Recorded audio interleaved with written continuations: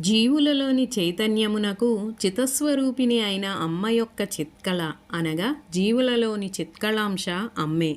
చిదానందములు అమ్మ స్వరూపము. చిత్తు ఉన్న చోటనే ఆనందముండును. చిత్ అనగా జ్ఞానము. జ్ఞానముతో కూడిన కదలిక చైతన్యము. జ్ఞానము ఆనంద స్వరూపము అనగా జడములందు ఆనందము ఉండదు. జీవులలో గల ఆనందము అమ్మ స్వరూపమే. ప్రేమ అంటే మనఃప్రీతి. ఆనందం ఏ విధంగా అమ్మ స్వరూపమో జీవుల మధ్య గల మనఃప్రీతి కూడా అమ్మ రూపమే. ఆనందం గాని ప్రేమ గాని నిత్య సత్యలు కావు. అవి తాత్కాలికమైనవి. ఎవరు ఎప్పుడూ ఆనందంగా ఉండలేరు. ఈ ప్రేమ అనే దానికి ప్రధానమైన నిర్వచనం సృష్టి సహజమైనది మాతృప్రేమ. కానీ అది కూడా శాశ్వతమైనది కాదు. అమ్మ ప్రేమరూప. తల్లి నీవే దిక్కు అని తన మీద పూర్తిగా ఆధారపడిన వారిని మిక్కిలి ప్రేమిస్తుంది. అది శాశ్వతం. ప్రియంకరి భక్తుల కోర్కెలు తీర్చునది. భక్తులకు ఇష్టమైన వానిని ఇచ్చునది. నామపారాయణ ప్రీత మాతృకా నామపారాయణము సామాన్య భక్తులకు అవగాహన అగునది కాదు. అమ్మ సహస్రనామ పారాయణచే మిక్కిలి సంతోషించును. నందికి తండుడు అను పేరు కలదు. ఆయన నాట్యశాస్త్రాన్ని రచించాడు. తండు ప్రోక్తము అనగా తండునిచే చెప్పబడిన నాట్యం తాండవం. పరమశివుని తాండవ నృత్యాన్ని ఆయన శాస్త్రంగా రచించాడు. శివపార్వతులిరువురు కలిసి కూడా నాట్యము చేస్తారు. పార్వతి చేసే నాట్యాన్ని లాస్యం అంటారు. తాండవం ఉద్ధత్తితో కూడి ఉంటుంది. లాస్యం లలితంగా ఉంటుంది. నంది విద్యా స్వరూపిణి తల్లి. పరమేశ్వరుడు నటేశ్వరుడు. పరమేశ్వరి నటేశ్వరి. ఆయనది తాండవము, ఆమెది లాస్యము. చిదంబర క్షేత్రమునందలి పరమశివుని నటరాజస్వామి అందరూ. నాట్యానికి ఆది గురువు ఆయనే.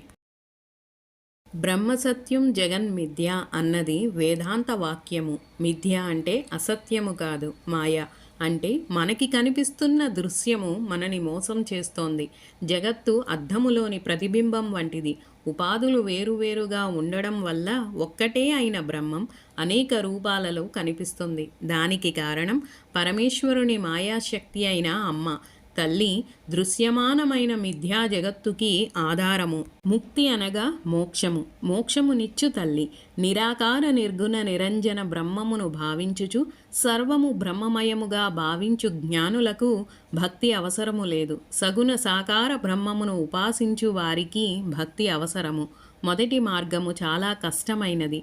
రెండవ మార్గము సులభమైనది. అందువలన భక్తితో అమ్మని పూజించిన, స్మరించిన, జపించిన, స్తుతించిన తల్లి మోక్షాన్నిస్తుంది. మోక్షమే స్వరూపముగా కలది. మోక్షము ఆత్మానంద రూపమైనది. అట్టి ముక్తి రూపిణి అమ్మ.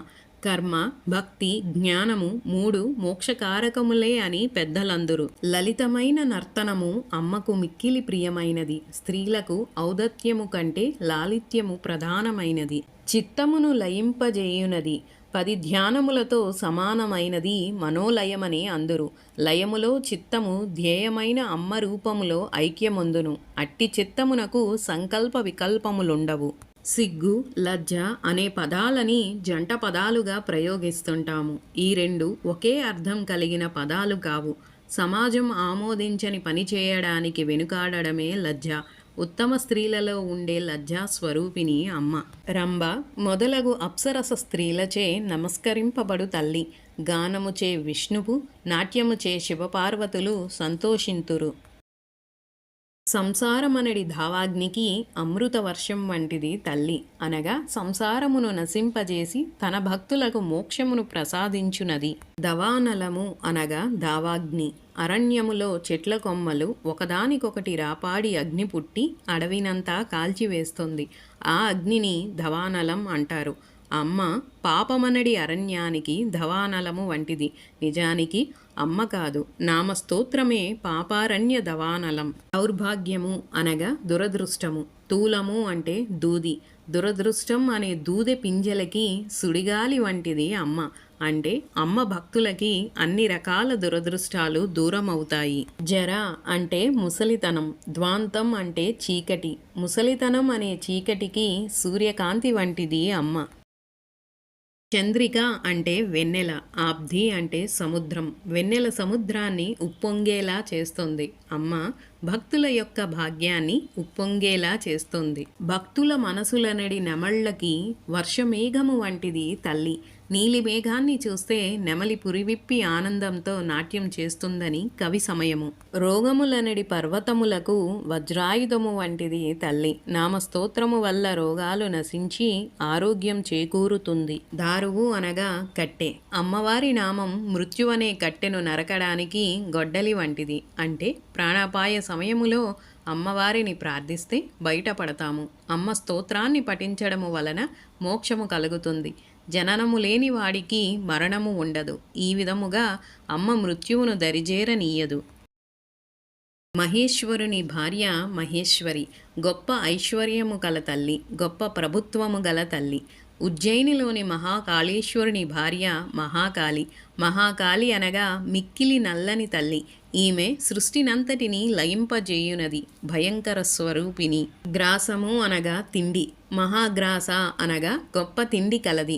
మహాసన ప్రళయకాలమునందు చరాచరమగు జగత్తునంతటిని ఆహారముగా భుజించునది. పర్ణము అనగా ఆకు. పార్వతీదేవి శివుని గూర్చి రాలిన ఆకునైనను తినక ఘోర తపస్సును ఆచరించెను. అచట ఋషులు ఆమెను అపర్ణ అని పిలిచిరి. చండిక భక్తి లేని వారి అందు కోపము కలది. 7 సంవత్సరముల వయసు గల కన్యకకు చండిక అని పేరు. తీవ్ర స్వభావ.